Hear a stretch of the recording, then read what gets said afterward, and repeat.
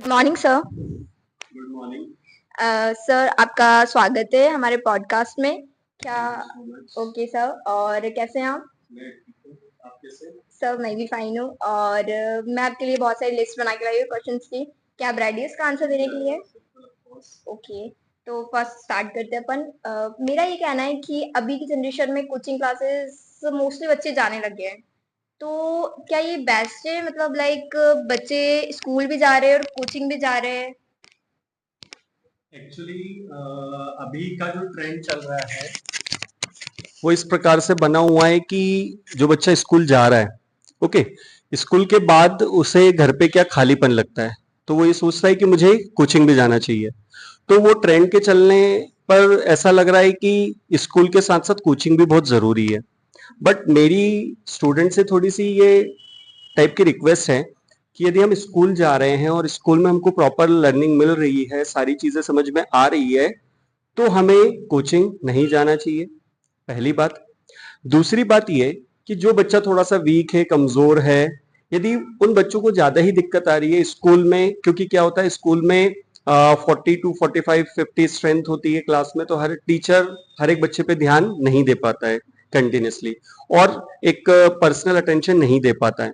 तो उसके लिए जब उनको कोचिंग की जरूरत है, तो वहां पे जब वो जाते हैं तो वहां पे फिर हमको सारी चीजें देखना चाहिए कि क्या ये कोचिंग हमारे बच्चे पे पर्सनल अटेंशन दे पा रहा है या नहीं दे पा रहा है। यदि दे पा रहा है और उसमें कुछ इंप्रूवमेंट है, देखिए इंप्रूवमेंट में एक दिन या 5 दिन नहीं लगते, इंप्रूवमेंट में टाइम लगता है, अराउंड 1 और 2 मंथ्स। यदि 2 मंथ्स में भी यदि बच्चे में इंप्रूवमेंट नहीं हो रही है, तो इसका मतलब आपको कोचिंग चेंज करने की जरूरत है। Thank you sir. And second question ये है, क्या 11th 12th में क्लास डमी लेना जरूरी है या नहीं? एक्चुअली आजकल का जो सबसे बड़ा प्रॉब्लम चल रहा है, थोड़ा सा स्कूल के लिए भी थोड़ा सा मतलब जरूरी, मतलब ये थोड़ा सा एक हेक्टिक बना हुआ है स्कूल्स के लिए कि बच्चे 10th के बाद 11th 12th में डमी ले लेते हैं और कॉम्पिटिटिव क्लासेस ज्वाइन कर लेते हैं। और क्लासेस ज्वाइन करने के बाद क्या होता है कि 100% जो बच्चे, जितने भी बच्चे यहाँ पे कॉम्पिटिटिव क्लासेस ज्वाइन करते हैं, उसमें सिलेक्शन, यदि हम बात करें सिलेक्शन के रेशियो की, तो वो लगभग लगभग सिर्फ 5% या 10% के समथिंग होता है, क्योंकि सीट से आप देख सकते हैं कि किस चीज के लिए कितने स्टूडेंट्स अप्लाई कर रहे हैं और कितनी सीट्स अवेलेबल हैं। तो उसमें क्या होता है कि जो बच्चे नहीं भी करना चाहते वो भी जबरदस्ती उसके एक ट्रेंड के चलते कि मुझे भी आईआईटी ज्वाइन करना है, मुझे भी नीट क्रैक करना है, मुझे भी जेई क्रैक करना है, तो देखा देखी अपने दोस्तों के चक्कर में कि हमारे फ्रेंड्स जा रहे हैं तो हम भी जाएंगे, हमारा दोस्त उस क्लास में जा रहा है तो हम भी जाएंगे। तो बहुत सारे अलग अलग पॉइंट्स हैं जिससे बच्चे क्या हो रहे हैं कि इन कोचिंगों की तरफ अट्रैक्ट हो रहे हैं। बट प्रॉब्लम ये है कि जितना एफर्ट, जितनी मेहनत आपको आईआईटी क्रैक करने में लगेगी, जेई क्रैक करने में लगेगी, नीट क्रैक करने में लगेगी, क्या उसके लिए आप खुद से रेडी हो? यदि आप खुद से रेडी हैं इतनी मेहनत करने के लिए, अपनी सारी चीजें सेक्रीफाइस कर सकते हैं, आपका मोबाइल छोड़ सकते हैं, आपका टाइम वेस्ट जो भी चीजों में हो रहा है, क्या उसको आप अवॉइड कर सकते हो? यदि आप इतनी सारी चीजें करते हो और उसके बाद यदि डमी लेते हो, तो वो आपके लिए बहुत बेस्ट है।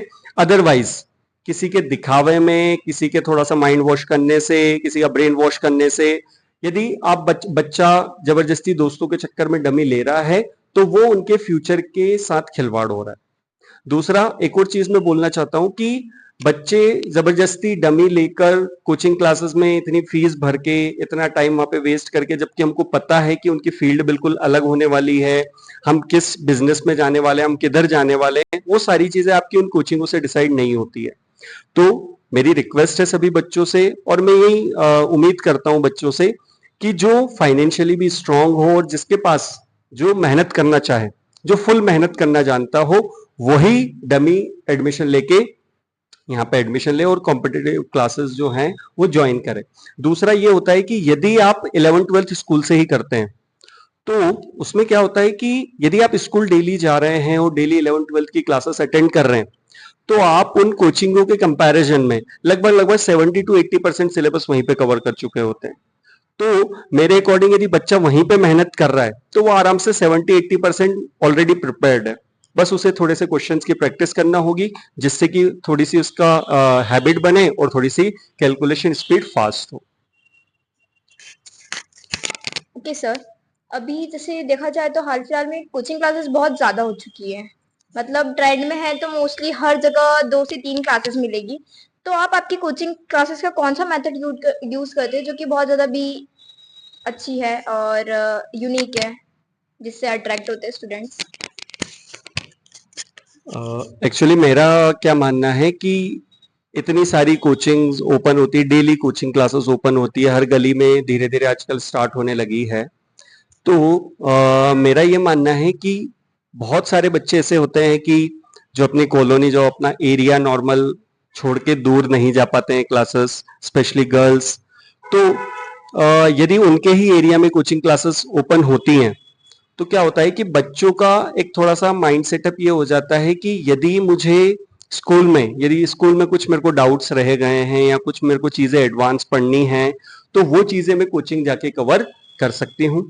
हमारी कोचिंग थोड़ा सा डिफरेंस ये लाती है मेरे अकॉर्डिंग, कि यहाँ पे बैच साइज जो रखते हैं हम, वो बहुत कम रखते हैं, अराउंड 15 to 20 के समथिंग स्टूडेंट्स रखते हैं। यदि स्टूडेंट्स ज्यादा भी आ जाते हैं तो वहां पे हम बैच जो है वो सेपरेट कर देते हैं। पहली चीज तो ये। दूसरा, यहाँ पे 12 आवर्स डाउट सॉल्विंग टाइमिंग रहती है कि आप यदि कुछ क्वेश्चंस में, कुछ किसी भी टॉपिक में या कुछ भी प्रॉब्लम समझ में नहीं आ रही है, तो उसको आप व्हाट्सएप के थ्रू पूछ सकते हैं।